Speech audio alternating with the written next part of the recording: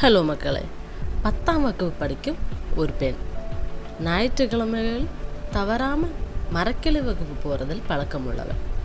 அங்கே ஒரு பையன் இவள் தோழிகளிடம் சுலபமாக பேசுவதை இவள் பார்த்தாள்.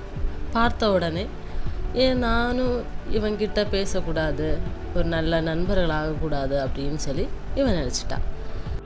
சில நாட்கள் போக அவன் சரியில்லாதவன், அவன் பேச்சு எதுவும் சரியில்லை அப்படின்னு சொல்லிட்டு இவக்கிட்ட வந்து கொஞ்சம் பேர் சொன்னாங்க. அதை கேட்ட உடனே ஐயோ போய் இவன்கிட்ட நான் பேச நினச்சிருக்கேன்ல, ஐயோ வேண்டவே வேண்டாம், இவன்கிட்ட போய் பேசவே கூடாது அப்படின்னு சொல்லிட்டு இவன் நினச்சிட்டான். சில மாதங்கள் போக 10ஆம் வகுப்பு முடித்து 11ஆம் வகுப்பு இவ போயிட்டான். அதே பள்ளியில் அதே வகுப்பறையில் அதே நபர் இருந்ததை இவ பார்த்தா. பார்த்ததும் ஐயோ இங்கேயும் இவனா, சேச்சே என்கிட்ட போய் பேசவே கூடாதுப்பா அப்படின்னு சொல்லிட்டு இவ ஒரு முடிவு எடுத்துட்டா.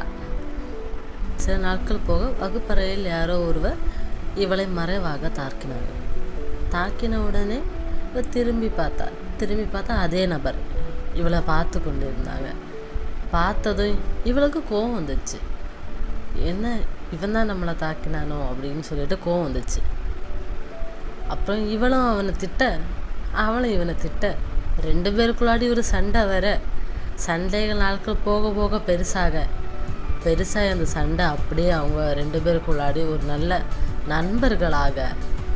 அதுக்கப்புறம் தான் இவளுக்கு புரிஞ்சது, யாரோ ஒருத்தங்க சொன்னாங்க அப்படின்னுக்காக அவனை போய் நம்ம தப்பாக நினச்சிட்டோமே அப்படின்னு சொல்லிட்டு. இந்த மாதிரி உங்களுக்கு யாராச்சும் இருக்காங்க அப்படின்னா கமெண்டில் சொல்லிவிட்டு அவங்களுக்கு இதை ஷேர் பண்ணுங்கள். மீண்டும் ஒரு மண்டல ஆட்டுடன், மீண்டும் ஒரு கதையுடன் உங்களை சந்திக்க வருகிறேன். பாய் பாய்.